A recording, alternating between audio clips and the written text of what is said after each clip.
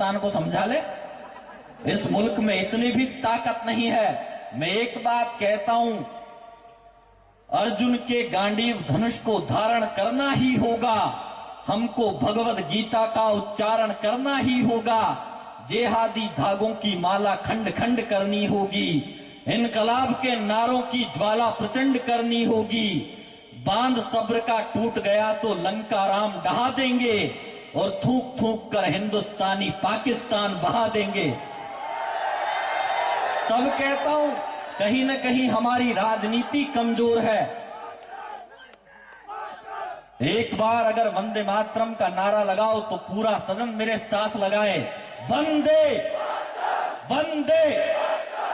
एक बार आप हाथ खड़े के बीच में मैं 4 पंक्तियां पढ़ता हूं और लगे कि हिंदुस्तान की राजनीति परिभाषित हो रही है तो आप सबकी तालियों का आक्रोश उठे कि सिंहों की शक्ति को चूहों ने तोल लिया है, कश्मीर में आतंकवादियों ने विद्यालय खोल लिया है, वे जनता के दिलों में दहशत का आलम जगा रहे हैं और दिल्ली के मंत्री शीला की जवानी पर ठुमके लगा रहे हैं। हमने प्रेम के अग्नि कुंड में पवित्रता की आहुति दी होती तो संस्कारों का खूनी खेल करने की हिम्मत नहीं होती। हमने मुठभेड़ में 2-4 दरिंदों को गोली मार दी होती तो व्यवस्था की हत्यारों से जेल भरने की हिम्मत नहीं होती। और हमने दीवारों पर रानी मुखर्जी की जगह झांसी की रानी के चित्र लगाए होते तो मोनिका बेदी तेरी अबू सलेम की रखेल बनने की हिम्मत नहीं होती।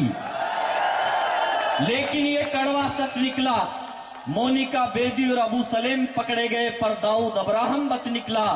अरे हमने रेशम के कच्चे धागे बनाए थे खूनी पंजों को जकड़ने में, हमने 16 साल लगा दिए दाऊद अब्राहम को जिंदा पकड़ने में।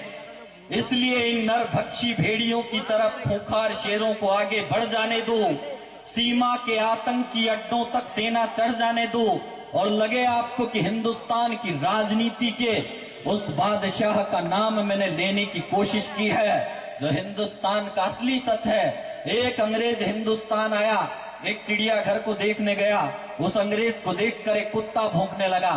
अंग्रेज ने अपनी जेब में से बिस्किट निकाले, उस कुत्ते को डाल दिए, कुत्ते ने भौंकना बंद कर दिया और वो कुत्ता उस अंग्रेज के तलवे चाटने लग गया। अंग्रेज ने वैसा ही किया, अंग्रेज चिड़ियाघर के अंदर गया, एक शेर उस अंग्रेज को देखकर दहाड़ने लगा।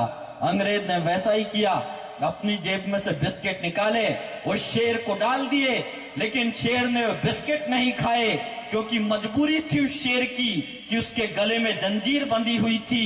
तब सिगरेट का कश खींचते हुए उस अंग्रेज ने टिप्पणी की कि इंडिया एक ऐसा मुल्क है जहां तलवे चाटने वाले कुत्ते बाजार में घूमते हैं और दहाड़ने वाले शेरों के गले में जंजीरें डाल दी जाती है।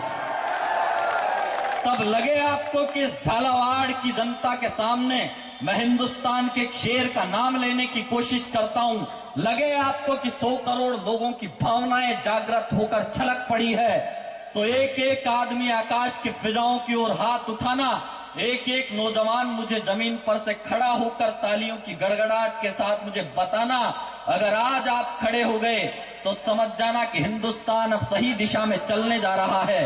मैं 2 लाइनें पढ़ता हूं और लग जाए कि आपको कि मैंने हिंदुस्तान के असली शेर का नाम ले दिया है तो एक एक आदमी खड़ा होकर तालियों से बताना मुझे कि हमने रेशम के कच्चे धागे बनाए थे खूनी पंजों को जकड़ने में, हमने 16 साल लगा दिए दाऊद अब्राहम को जिंदा पकड़ने में। इसलिए इन नरभक्षी भेड़ियों की तरफ खूंखार शेरों को आगे बढ़ जाने दो, सीमा के आतंकी अड्डों तक सेना चढ़ जाने दो। अरे जरूरत पड़े तो सेना की कमान नरेंद्र मोदी के हाथों में अटका देना। और तालियां आपने पहले ही बजा दी, तालियां आपने थोड़ा पहले बजा दी, लगे आपको कि अगली वाली लाइन इससे भी अच्छी आ रही है और आक्रोश छलक पड़े तो तालियों का कोहराम मचे आज झालावाड़ की जमीन पर। हमने रेशम के कच्चे धागे बनाए थे खूनी पंजों को जकड़ने में, हमने 16 साल लगा दिए दाऊद अब्राहम को जिंदा पकड़ने में।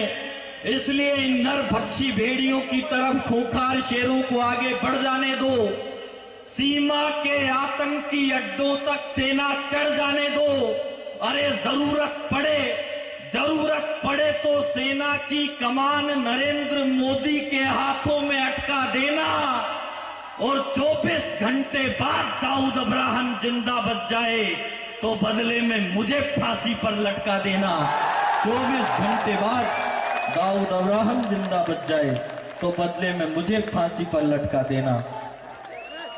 बहुत बहुत धन्यवाद।